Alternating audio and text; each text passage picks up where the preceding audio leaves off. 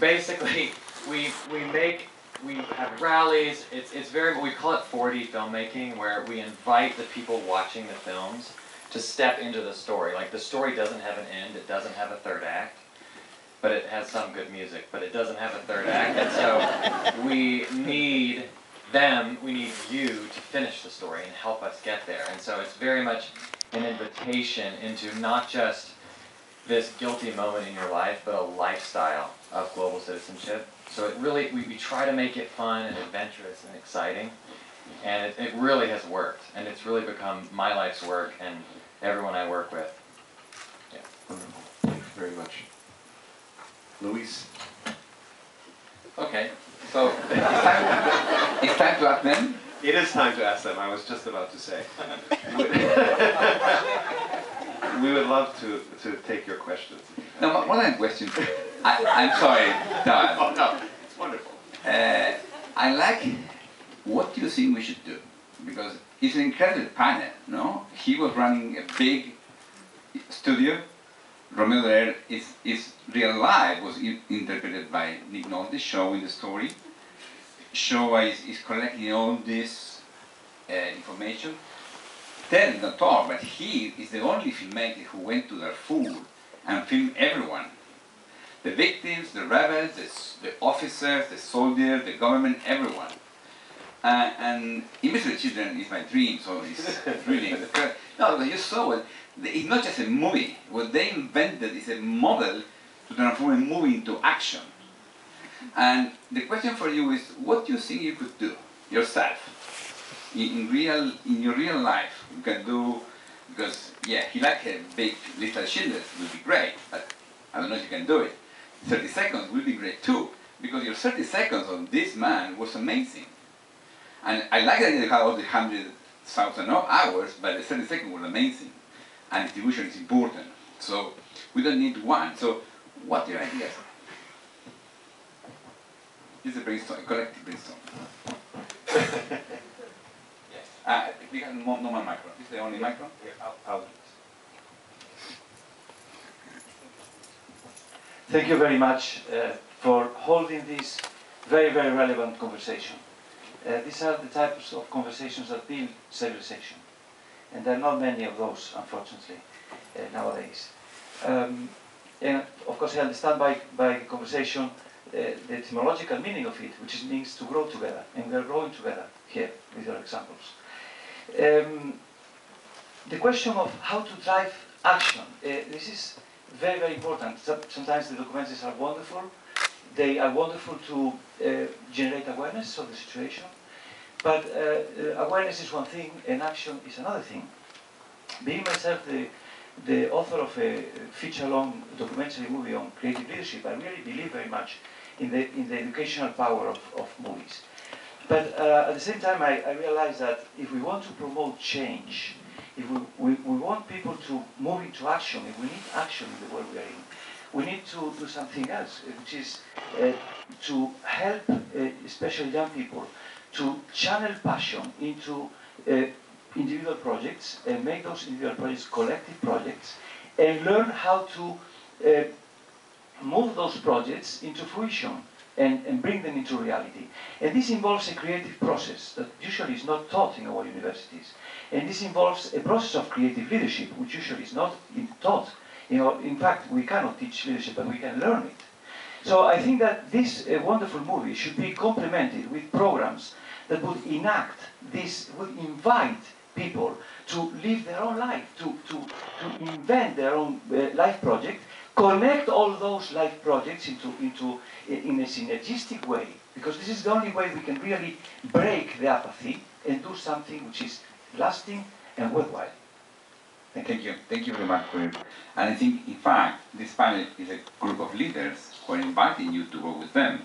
You can choose with whom to work, but it's an opportunity for you. So, any other ideas? Any other comment? Yeah, it's a small enough room that we should be able to hear you, so. Yes. I've been following.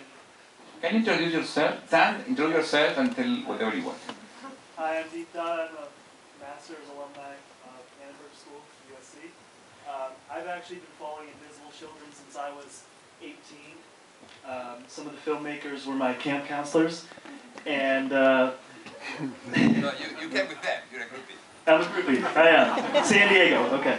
So one of the points that Bobby Bailey, who was one of the filmmakers, said is that a lot of the time with documentary films like this that highlight social problems in the world, audiences in the U.S., we always focus on the problem, and like Jedediah Jenkins said, we can only really sit in the grief for so long.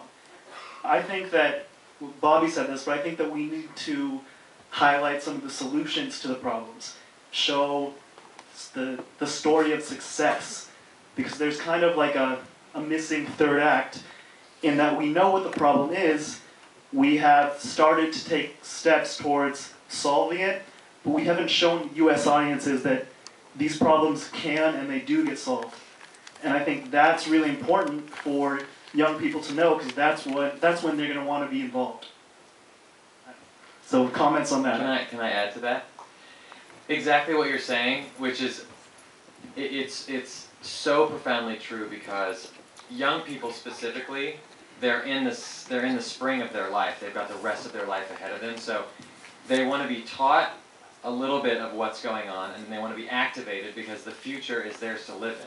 You know, like they have to deal with what's 30 years down the road because that's their future, and so they want to be told what to do. And sort of to speak to your question, where do you get the action step? I think as a storyteller, which we learned here at the school, you need to be a learner and a teacher. And so you have something to say from observing the crisis, but then you need to be a learner. The first time Invisible Children interviewed Prosecutor Ocampo, we thought we were going there to actually challenge him and tell him he's wrong and screwing everything up.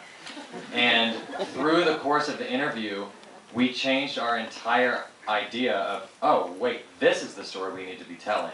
This is the answer. And our entire organization pivoted towards the ICC, and it changed our direction, and it gave us a hopeful global answer, not just a specific answer, but a global answer, which really changed the direction of our whole organization.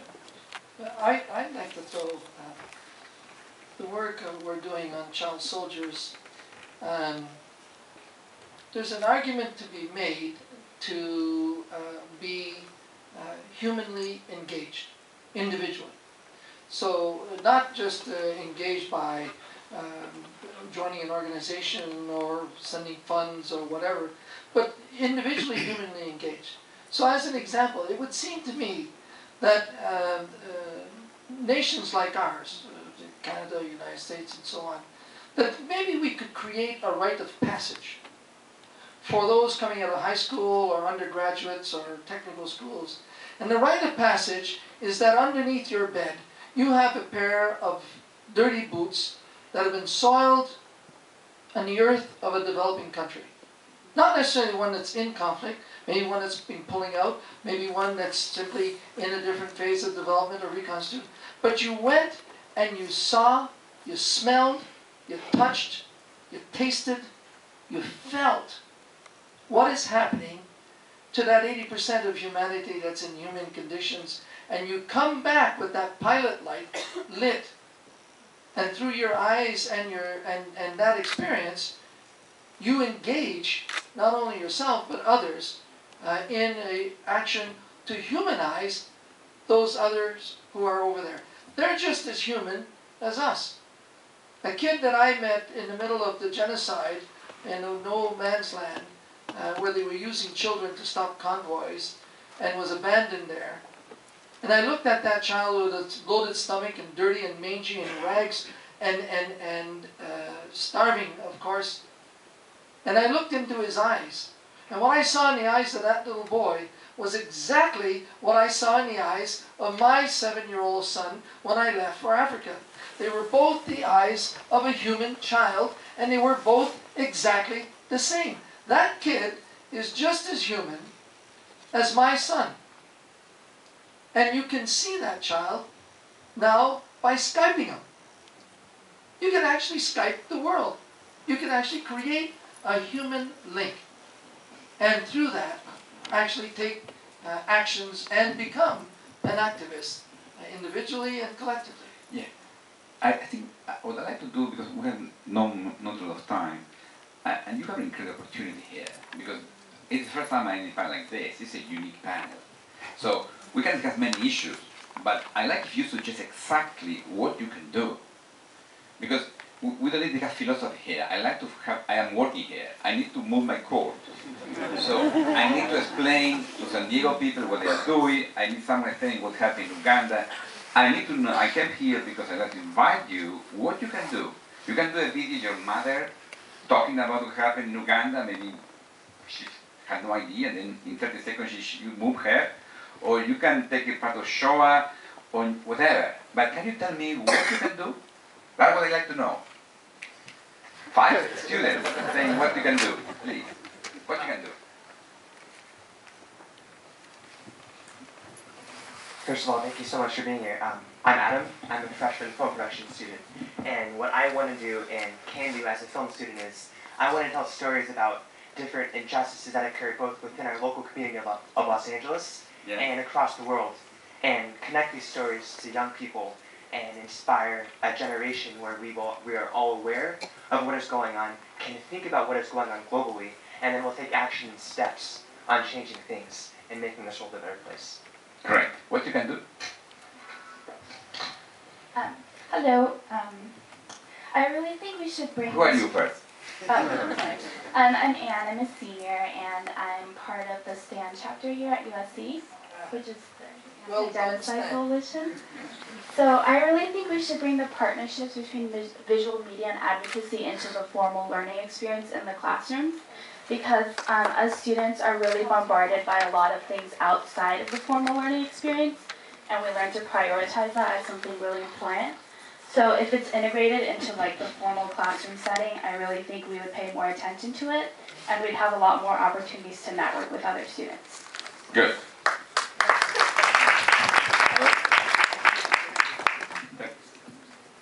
Okay, there. She's going. She's going. I think that we should. He was about to say, General, sit down. Right. Go.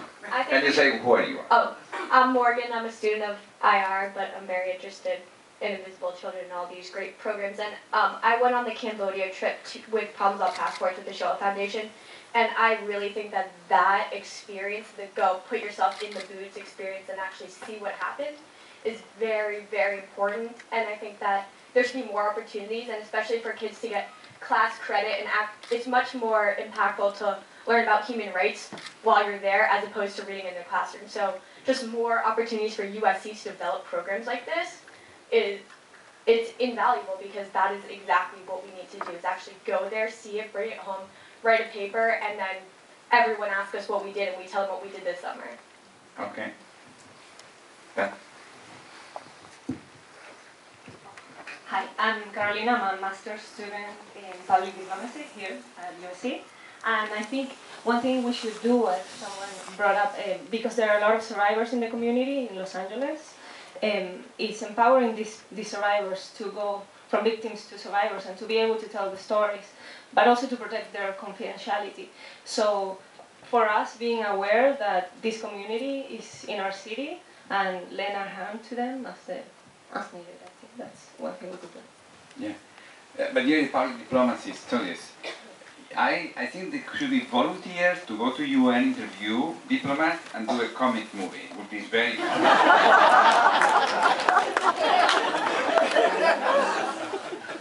It will be fun. Hi, my name is Lydia Marcos. I'm also actually alum from the Masters of Public Diplomacy 2009. And I actually was living in Egypt during the revolution and before the revolution. And I'm here I'm so excited and amazed and learned so much by your panel, but I've followed your career for quite some time. And I have two things that I think, living over there and working over there, actually started a nonprofit organization for people in the garbage villages in Egypt. And worked with a documentary maker, if you guys know her, the woman who created Garbage Dreams, and the creator of the school of that film. So two things. One, I think with filmmaking and Invisible Children, also an incredible organization. I I think the problem for sort of advocacy and entertainment to come together is that a lot of times with entertainment, there's no direction for where people can get involved as opposed to just what they can do, but what organizations. So for NGOs that are very low-key and grassroots and trying to come up, especially if you're based in another country, it's really difficult and challenging because you don't have, as you were speaking of, distributors or capital or even visibility to get out there. So I actually, with filmmakers, have a production team, very small, who created a promo video for our organization. And I'm actually here with several people from Sri Lanka who were refugees from the Sri Lankan conflict. So it's very involved with different international communities who, the question I think we have posed is, people in our film team really can create great documentaries and amazing 30-second clips and 5-minute clips and 2-hour videos, whatever it is, but their problem is that they can't have access or interview people like yourself and others. And so I think another thing is, I don't know how, but to make it even more accessible for up-and-coming NGOs and filmmakers to be able to interview you and put their twist on the cause that they're working with, whether it's Mubarak or Sri Lanka or whoever. Right. She's Florence Solara.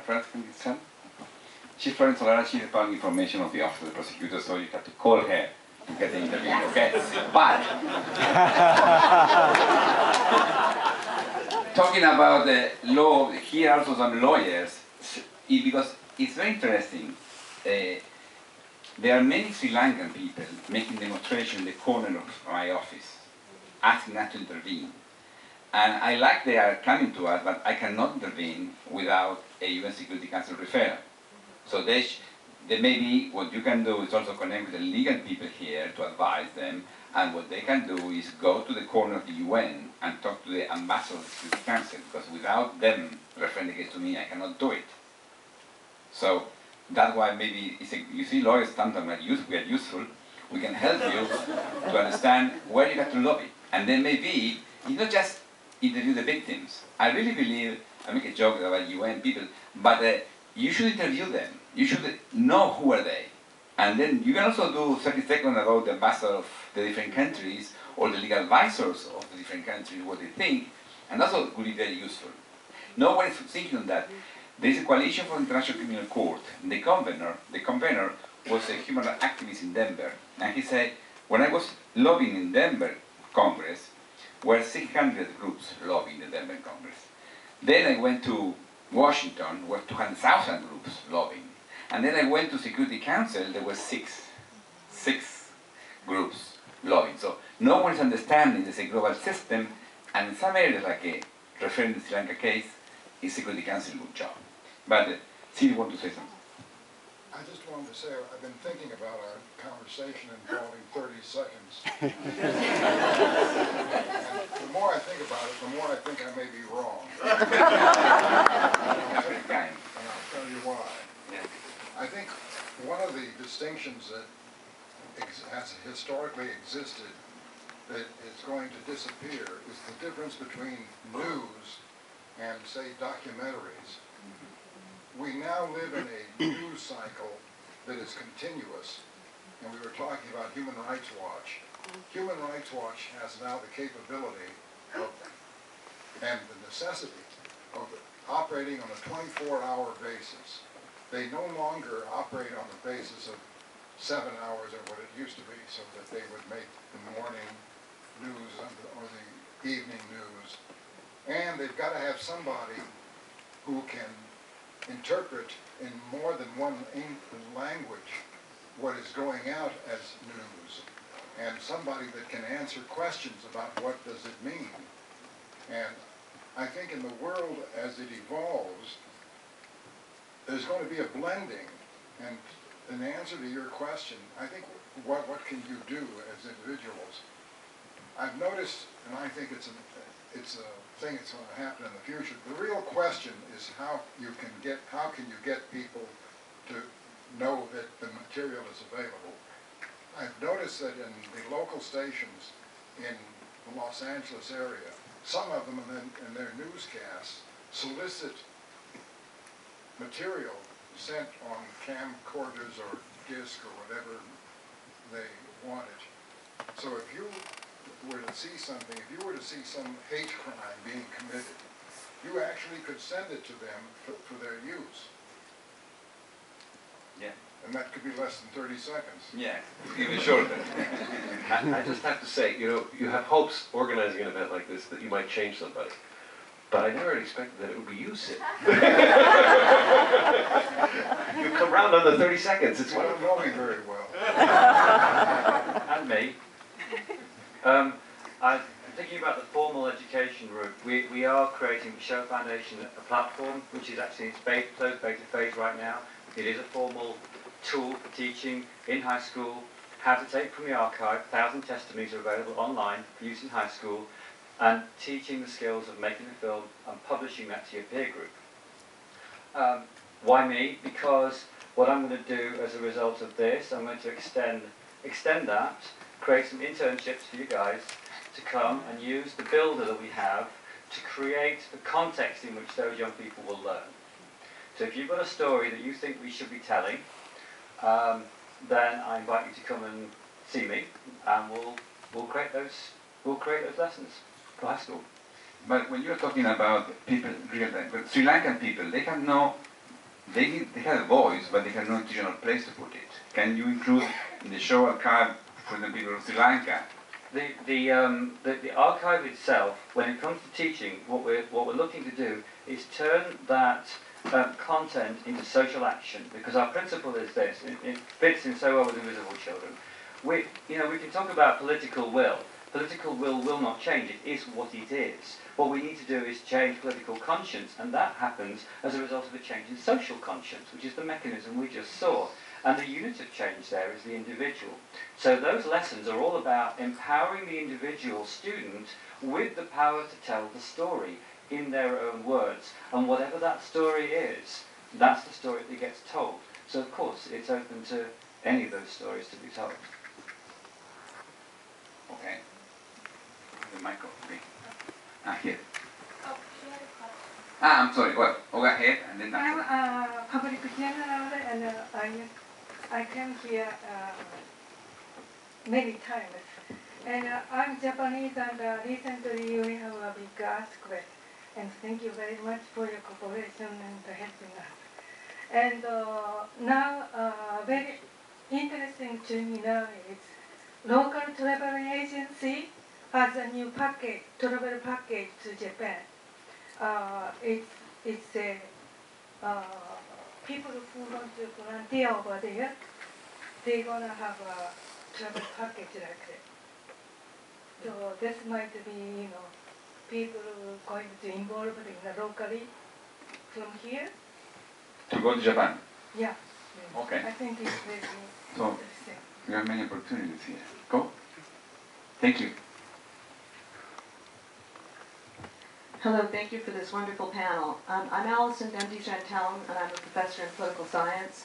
And USC in political science has a minor in human rights. So we're trying to get students from all different majors involved in the kind of work that you're doing, not just people in law, but in social work in all different fields. And we have a general education course in human rights. I have two thoughts about films that the young people might make. One would be a film that would show the importance of the United States joining the International Criminal Court. And if it showed the kind of wonderful film that we saw, the young people thinking that this was important, it could be distributed in Congress. That would be something very exciting and could really maybe exert some pressure. And the other is that Americans don't seem to pay as much attention to economic rights. So the right to food, the right to shelter, the right to clean water, issues of poverty, and the rights of persons with disabilities, so that if there could be films on some of the topics that Americans aren't paying attention to, something perhaps about targeted killing and drones. It seems that there's a lot of material that could be would be important for films to distribute. These would be subtopics or themes that might be of interest. Yeah. Thank you. Taking advantage of your comment, I think that's why it's so nice to be in university, because in fact on the first topic, yes, in US the discussion is about to join the IC or not to join.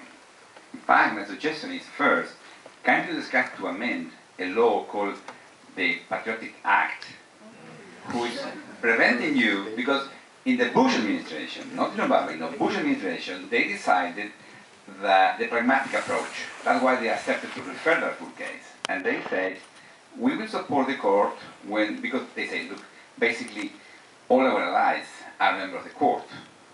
In fact, the Court is not organized by North Korea or enemies. It's Canada, is Europe, all the allies. So they say, okay, we cannot fight with the Court. So we support the Court when we like the cases, and we will not support the Court when we don't like the cases. That is the pragmatic approach. But in fact, with the Patriotic Act, you cannot support the Court even when you like the case. I was trying to interview the leading ambassador in New York, and I was talking to the U.S. State Department and said, okay, can I interview the legal ambassador in his embassy? No, it's American soil. You cannot. The Patriotic Act prevents us to do it.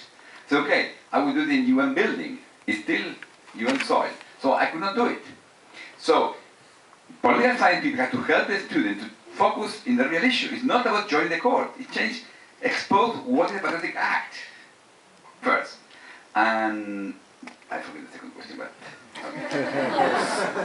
I think it's very important to combine this. It's not just about movies, and that's why I like the idea that this topic could be a part of the normal curricula, because if not, you can know time. I don't know if you have a clinic system, so in the law school we have clinic system, and the students work for real cases, so we will discuss with the dean with that how we include this. But I think that's a good idea, but then you have to be creative, and as you see, it's not just about images, it's about learning the problem. That's why it's a mixed exercise. It's not just about a good film, it's about understanding the problem and then filming it. Sri Lanka is not just about Sri Lanka problems, it's about how the Security Council works. So you need a combination. Yes. It is interesting what you've raised, the fact that how we actually become activists. And this is more than advocacy. I mean, this is becoming an activist and engaged at all levels. The future, when I graduated, was 20 years down the road, or was used here 30 years down the road. We had an apprenticeship phase because things were more evolutionary. You don't have an apprenticeship phase. Your future is in your face. It's 5 or 6 years down the road because you're living in a revolutionary time. The question is are you going to maximize that revolution of communications and so on, or are you going to let that opportunity go by where in fact you could be pushing generations ahead of you aside because you're able to coalesce and articulate in a far more international way your engagement and your massive numbers. And I'll give you just one example. Nations sign conventions. However, are you holding your nation accountable for putting those conventions into your national laws? We signed the international law, the Convention on the Optional Protocol of Child Rights regarding no one under the age of 18 to be used in conflict. We never put it into law. We signed it 10 years ago. No one has forced that. Those are your peers who are being used as weapons of war. That's an engagement that you can do. You could be emailing every day your congressman telling him what to do. Yeah, well, and there again. Okay, we have a few minutes more. They don't know it. Who are the last person who will 3 questions more questions? How many time? How much time we have? We can take a couple more questions. Okay. So, Michael. There. My name's Blair. I'm a senior actually in social sciences and psychology, but I did a minor in nonprofits, and my major focus is in nonprofit management. And a lot of us that are involved in nonprofits don't necessarily have the creative talents that most of the people in this room do. And there are thousands upon thousands of nonprofits that already exist that are trying desperately with their legal knowledge to enact change and get the word out, and they don't necessarily have the tools. And so I encourage you all to, while Invisible Children was built upon this great mode of knowing their intent originally was to create this media movement, there are so many nonprofits that need that motivation. International Justice Mission is an organization that's already